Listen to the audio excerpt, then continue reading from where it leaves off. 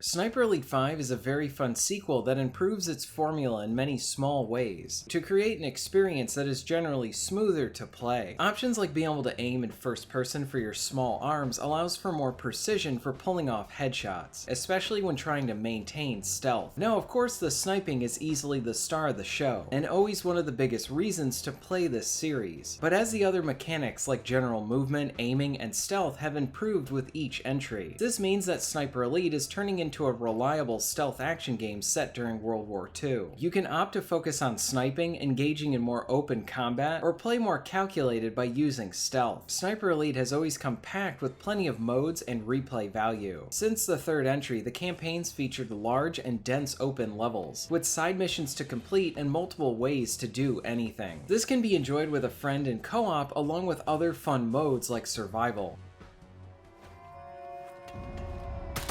Rules down.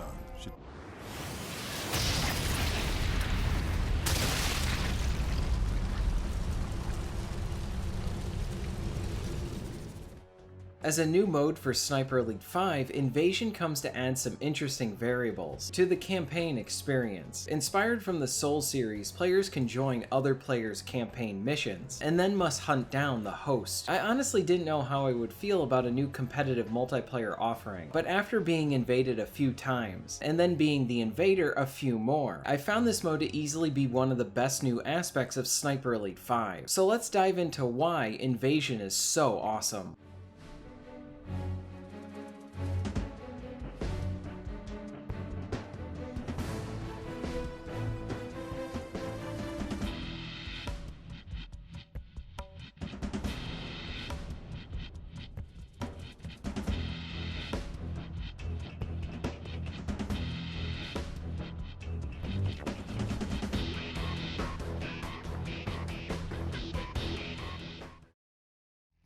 Now let's start out with the basics of the mode and how it is to be invaded. When you start up a campaign mission, you are given the option if you want to have invasion on or off. So if you do not want to worry about other players joining your game to try and take you out, you can opt to take this off and have a traditional single player experience. It is important to note that choosing to have this option on will net you with experience bonuses as you complete your missions in the campaign maps. So even at the start, Invasion offers a nice bit of risk and reward, in that if you choose to have it on, you will gain useful experience point bonuses and level up quicker, thus providing an interesting incentive to consider, especially when starting out, as this can allow you to get a few more skills under your belt, like more health or carrying more items. As the host, when a player invades your game, a huge alert will pop up letting you know that you are now being hunted, and this can happen at any time. You might be trying to sneak into an outpost or enemy base, and now you need to contend with this new threat. Once you are invaded, it changes everything. How you look at this campaign map, which objectives you consider to do, and how you approach the level going forward. Since there is a randomness element to it, there is the initial shock of I've just been invaded and now I'm a target. This can mean different things to each player depending on what they are currently doing. For example, if you're the host and you're already playing conservatively and maintaining stealth, the invader is going to have a harder time trying to find you. If you are opting for one of the louder options, you may have provided the invader with more information on where you currently are, and even at this early stage, the 1v1 mind games begin, and you need to consider your options carefully. Should you try to get to a more protected position and play defensively? Or should you try to continue with your main objectives and contend with the invader when he shows up? Or do you even seek out the enemy sniper?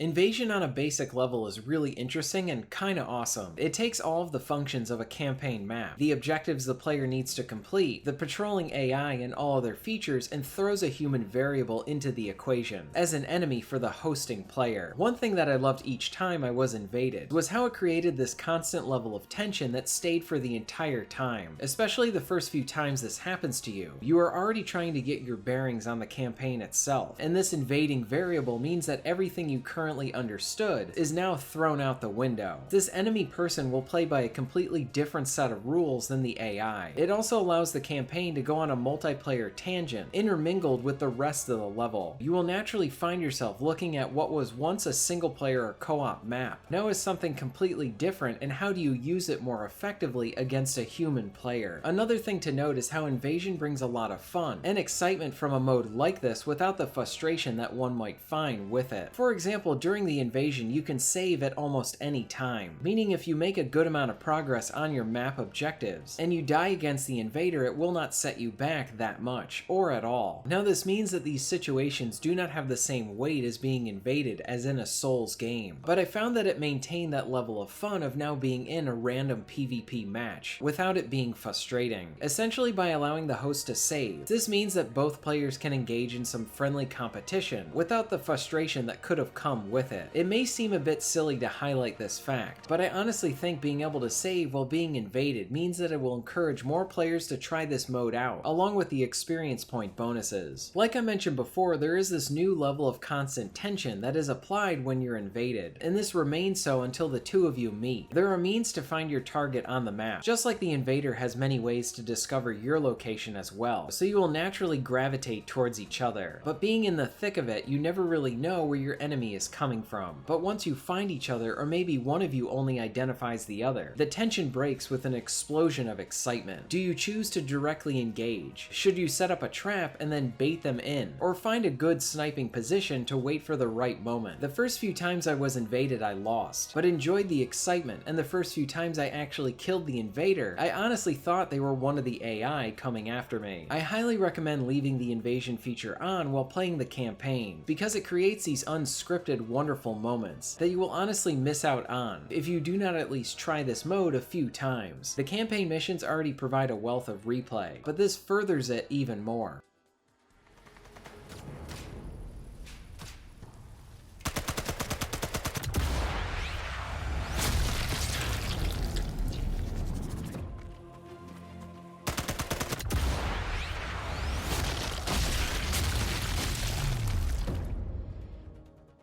As the invader, you find a match and are dropped into a random spot in one of the campaign missions. Before you enter the match, you can select from a few guns and their attachments. As you earn more invader kills, you will earn more unlocks. As the invader, you will slowly get more indicators showing you where your target might be. You can even use invader phones as a means to pinpoint their position. Many times I had no idea where the target even was, until I was starting to get some of these in-game hints. You can tag friendly AI to improve their awareness as well. One event was really surprising when I started a game, and I had no idea I was up against a team of two, trying to enjoy their campaign mission in co-op. I managed to take one of them out, and then a timer started. The other player had a set amount of time to take me out, or I would win by default. Trying the best way to survive and figure out where my opponent was created some great nail-biting tension. Another thing to note is by tagging friendly equipment and allies means that when they are alerted, you get an idea where the other player is as well. And again, the mind games are so much fun. I entered a match and I had no idea where the enemy player was. I then saw them and we were dancing around some parked cars. I planted a mine thinking he might set it off if he rushed my position, and then that is exactly what happened. These small moments of unscripted action are delightful. I found it addictive being the invader since there is so much unexpected excitement from it, and it created many memorable encounters. Now I do really enjoy this mode, but it does have a few flaws. For one, I had enough matches where the host would end the match when I either hurt them or they saw that they got invaded. This is really annoying in some cases, since you do not earn anything and you need to restart the whole process over again. Along with this, if the allied AI as the invader kills the host, then you earn nothing. You only progress as the invader if you get the kill. I wish that you earned something if the AI took out the host. I think Rebellion needs to implement some sort of penalty if someone decides to leave the match, as it's really annoying to get kicked out as you try to start an invasion match. I think many of these can get ironed out with patches.